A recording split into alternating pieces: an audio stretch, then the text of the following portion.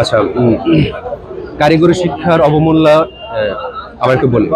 স্বাধীন সোনার বাংলায় বৈষম্যের ঠাঁই নাই, কারিগরি শিক্ষার অবমূল্যায়ন মানি না মানব না, এই স্লোগানকে সামনে রেখে সার্ভে ডিপ্লোমা ইঞ্জিনিয়ারগণ তথা সার্ভেয়ারগণ সারা বাংলাদেশের ন্যায় একযোগে কক্সবাজারেও 1 তারিখ থেকে 3 তারিখ পর্যন্ত অর্ধদিবস কর্মবিরতি অবস্থান ধর্মঘট পালন করছে। এই বিষয়ে আমরা জেলা প্রশাসক মহোদয়কে আমাদের কর্মসূচির বিষয়ে আমরা লিখিত পত্রের মাধ্যমে অবহিত করেছি।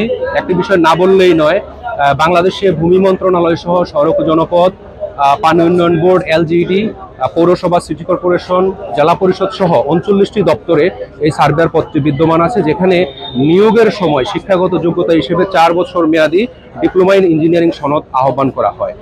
1994 সালে বাংলাদেশ সরকার কারিগরি শিক্ষার মানকে উন্নীত করা এবং যুগোপযোগী করার লক্ষ্যে একটি অভূতপূর্ব সিদ্ধান্ত গ্রহণ করে, যেটি হচ্ছে 10ই নভেম্বর 1994 সালের 164 স্মারকের প্রজ্ঞাপনে বলা হয়েছে যে 4 বছর মেয়াদী ডিপ্লোমা ইন ইঞ্জিনিয়ারগণ দশম গ্রেড স্কেল অর্জন করবে।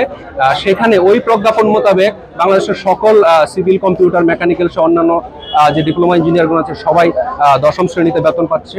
সেখানে সর্বশেষ ডিপ্লোমা ইন নার্সিং এবং কৃষি ডিপ্লোমা ছিল, তারাও বিগত 4-5 বছরের মধ্যে তাদের প্রাপ্যটা পেয়ে গেছে। বর্তমানে আমাদের জানা মতে শুধুমাত্র সারা বাংলাদেশের সার্ভেয়ারগণ তাদের প্রাপ্য যে 10ম গ্রেডের বেতন এইটা পাচ্ছে না।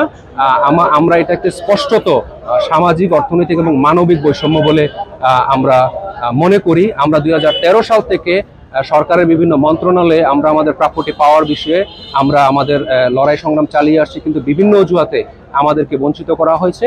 তো আপনারা সকলে জানেন, বর্তমানে বাংলাদেশের এই সংকটকালীন সময়ে ত্রাণকর্তা হিসেবে ডক্টর প্রফেসর মোহাম্মদ ইউনূস সরকারের আবির্ভাব ঘটেছে, যিনি সমাজে যাবতীয় বৈষম্য দূর করার জন্য প্রতিশ্রুতি দিয়েছেন। তার এই প্রতিশ্রুতির ফলে আমরা নতুন করে আমাদের মনে আশার সঞ্চার হয়েছে। আমরা বিগত 11 তারিখে 64টি জেলা প্রশাসক মহোদয়ের মাধ্যমে মাননীয় প্রধান উপদেষ্টা বরাবর আমরা স্মারকলিপি প্রদান করেছি, কিন্তু সেই স্মারকলিপি প্রদানের পরও অদ্যাবধি আমরা কোনো প্রতিশ্রুতি কিংবা সান্ত্বনা বা কোনো বক্তব্য আমরা সরকারের তরফ থেকে পাইনি।